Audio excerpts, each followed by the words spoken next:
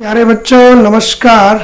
आज जो हम वीडियो डिस्कस करेंगे वो करेंगे एंडोक्राइन सिस्टम की एंडोक्राइन ग्लैंड्स पे, अंतःस्रावी ग्रंथियां जो बच रही है, हमने 3 पहले कर ली थी। तो आज जो है वो है अंतःस्रावी ग्रंथियां, पार्ट 2 है इसका। ठीक है, तो सबसे पहली होगी आज की जो हमारी है वो है पीनियल ग्लैंड करेंगे हम।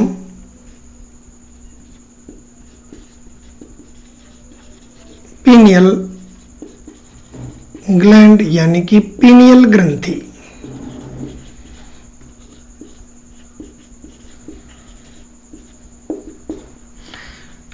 तो इसमें देखो स्टूडेंट, 10th स्टैंडर्ड तक अगर क्वेश्चन आता है तो वो हार्मोन्स कौन सा स्रावित करती है और उस हार्मोन के कारण क्या इफेक्ट पड़ता है बॉडी पे, वही क्वेश्चन आते हैं। तो सबसे पहले देखिए ये स्थित कहाँ होती है। देखिए हमारा, अगर ये डायग्राम आपने नहीं बनाना है लेकिन आपको कहाँ होती है हमारी बॉडी में वो नॉलेज हो तो वो याद जल्दी रहती है। देखिए कहाँ होती है कि ये हमारी एक रफली डायग्राम बना लेते हैं हम।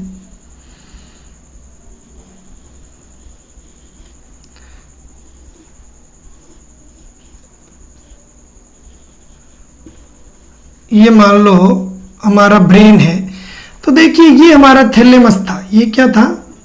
थैलेमस।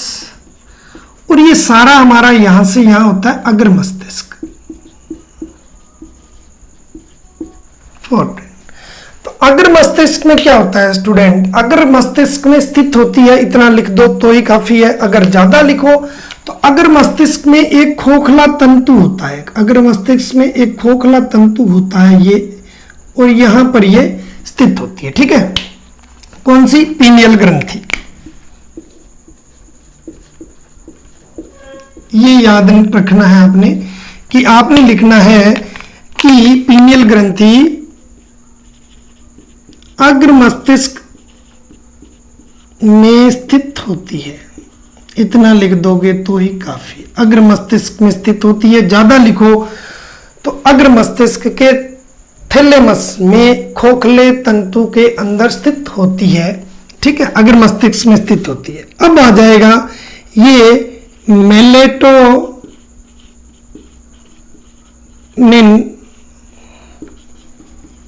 हार्मोन का स्रावन करती है। Excretion of melatonin hormone. Melatonin hormone का स्रावन करती है। और एक और लिख दोगे, यह है लैंगिक, यानी कि मेलेटोनिन हार्मोन स्रावित करती है। और ये यहां लिख दोगे अगर आप, लैंगिक जैविक घड़ी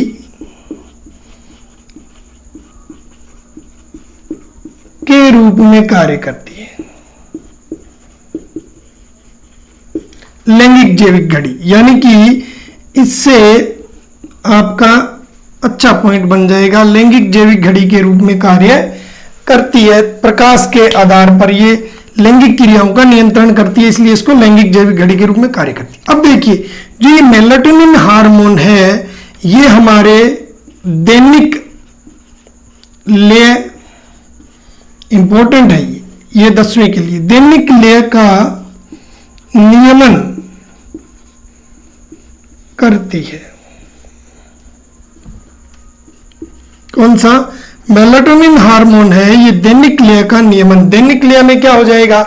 जैसे रात को नींद लेना तथा सुबह उठ जाना, ये सभी क्रियाएं जो है वो मेलेटोनिन हार्मोन के द्वारा ही नियंत्रित किया जाता है। अब देखिए अगर ज्यादा लिखो तो आप ये भी लिख सकते हो कि मेलेटोनिन हार्मोन के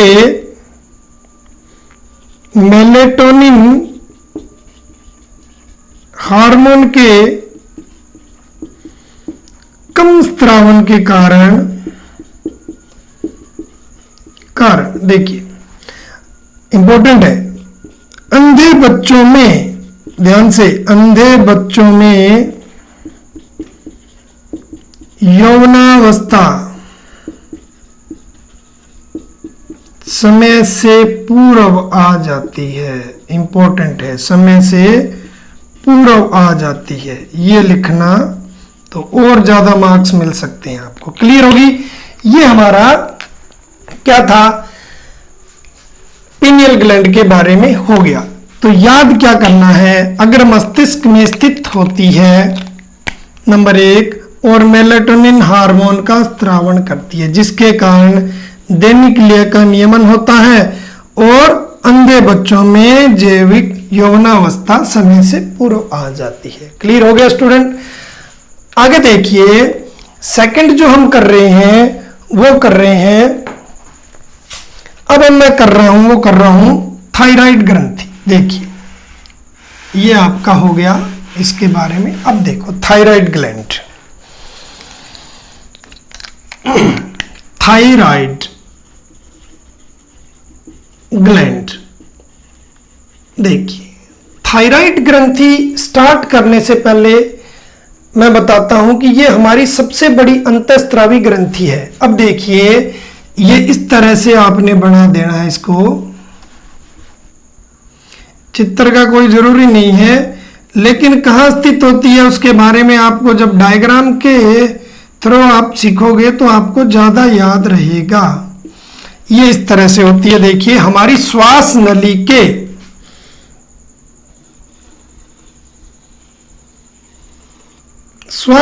के दोनों ओर स्थित होती है। श्वास नली के दोनों ओर कहां होती है? श्वास नली के दोनों ओर स्थित होती है, ठीक है। अब देखिए ये एच के आकार की वह इसका रंग जो होता है वो गुलाबी रंग होता है, गुलाबी रंग की होती है। क्लियर हो गया? और अच्छा लिख दोगे, देखो यह सबसे बड़ी अंतःस्रावी ग्रंथि है,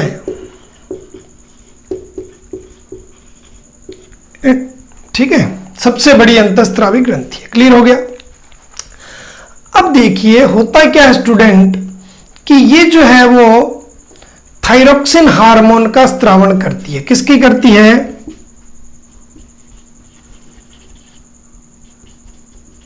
थायरोक्सिन।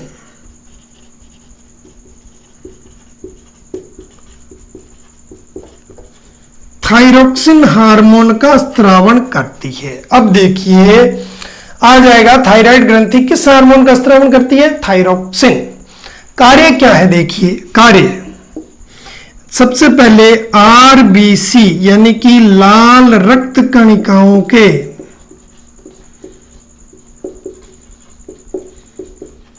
या कोशिकाओं के निर्माण में मदद करती है। क्लियर हो गया? सेकंड है देखिए उपापचयी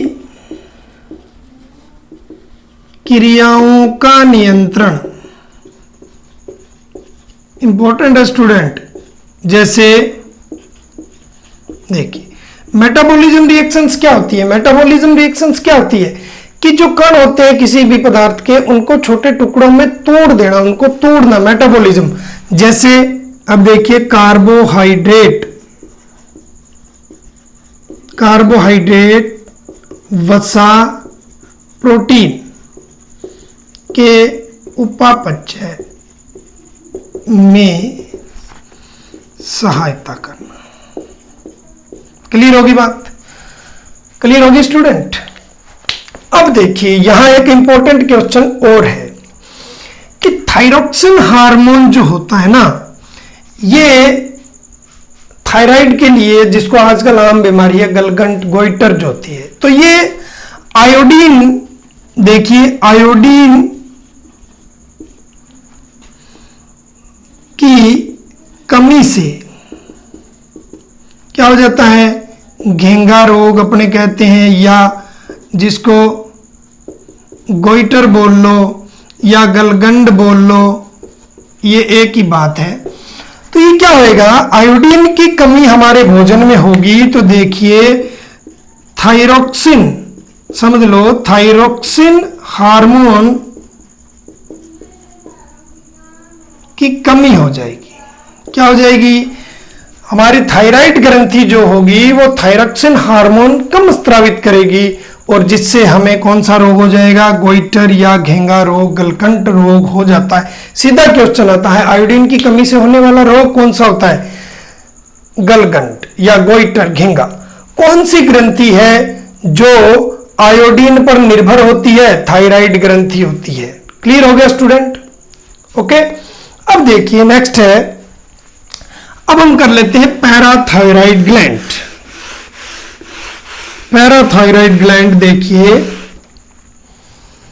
अब है पैराथायराइड।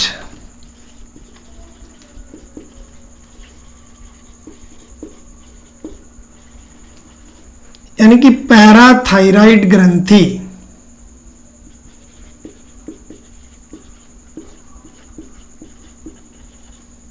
देखिए, पैराथायराइड ग्रंथि जो होती है ना स्टूडेंट, वो लाल रंग की होती है और यही जो कहां होगी, जो हमारी थायराइड ग्रंथि होती है उसके पृष्ठभाग में, यानी कि आप इतना ही लिख देना कि थायराइड ग्रंथि के अंदर धसी हुई होती है। और क्या लिखोगे, थायराइड कहां स्थित होती है, थायराइड ग्रंथि के दोनों खंडों में, दोनों पालियों में, थायराइड ग्रंथि के प्रत्येक पिंड में, पिंड मान लो इसको, लोबी मान लो, प्रत्येक पिंड में, इतना ही सफिशियंट है आपके 10th में, धंसी हुई होती है। कहां स्थित होती है ये, थायराइड ग्रंथि। क्लियर हो गया। क्या होती है ये, लाल रंग की होती है, लाल रंग की, ठीक है। थायराइड ग्रंथि के प्रत्येक पिंड में धसी हुई होती है। अब क्या है, हार्मोन कौन सा स्रावित करेगी, पैराथार्मोन, पैराथार्मोन हार्मोन स्रावित करती है।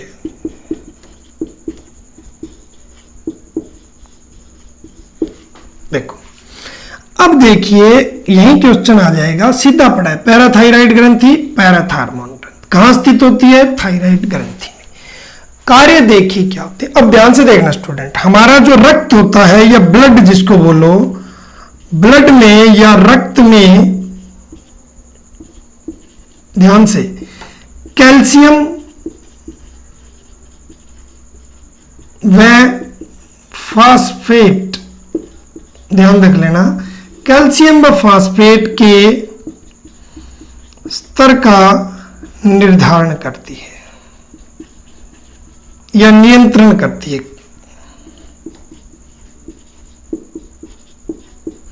यानी कि लेवल जो होता है किसका, कैल्शियम का, और उसको कंट्रोल करती है। कैसे करती है, देखिए कि लिखना नहीं है, समझ लो। फास्फेट जो होता है, देखिए ये क्या करती है, फास्फेट का तो उत्सर्जन करेगी और कैल्शियम जो होगा उसको कैल्शियम के पुनः अवशोषण पर, ध्यान से समझना। देखो स्टूडेंट, यहां समझने वाली बात है, लिखना नहीं है आपको एग्जाम में, लेकिन 10th में समझ लेना।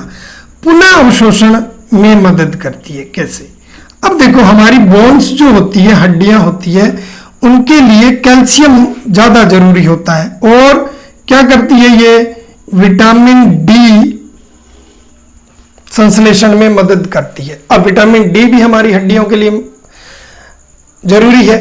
अब देखिए भी इसका उत्सर्जन कर देगी, कैल्शियम का अवशोषण कर लेगी तो हमारी हड्डियां मजबूत रहेगी। अब करता कौन है वो, पैराथार्मोन हार्मोन हमारे रक्त में कैल्शियम और फास्फेट के स्तर को निर्धारित करती है, लेवल बनाए रखती है, कम ज्यादा वाला। इसकी कमी से क्या हो जाता है रोग, यानी कि पैराथार्मोन की कमी से टिटेनी रोग हो जाता है।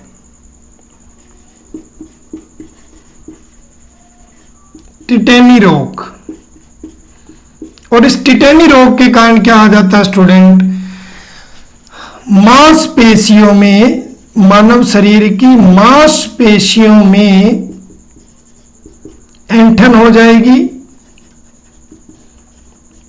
वह जकड़न हो जाती है। क्लियर हो गया स्टूडेंट? तो देखिए, पैराथायराइड ग्रंथि स्थित होती है थायराइड के प्रत्येक पिंड में, लाल रंग की है, ये आपको बता दिया मैंने, पैराथायराइड ग्लैंड है, ठीक है, इसके अंदर जो स्थित है।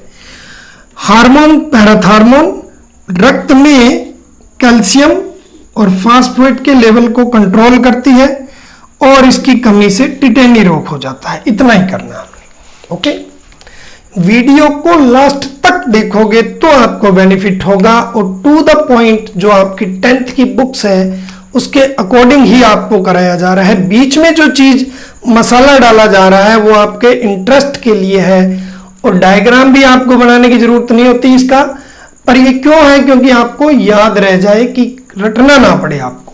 तो जितना भी वीडियो को शेयर एंड सब्सक्राइब जल्दी करोगे, ज्यादा करोगे, उतनी ही जल्दी आपको वीडियो प्रोवाइड किया जाएगा और आपका सिलेबस कंप्लीट करवाया जाएगा। तो मेरे साथ बने रहने के लिए आपका बहुत बहुत धन्यवाद। Thanks a lot.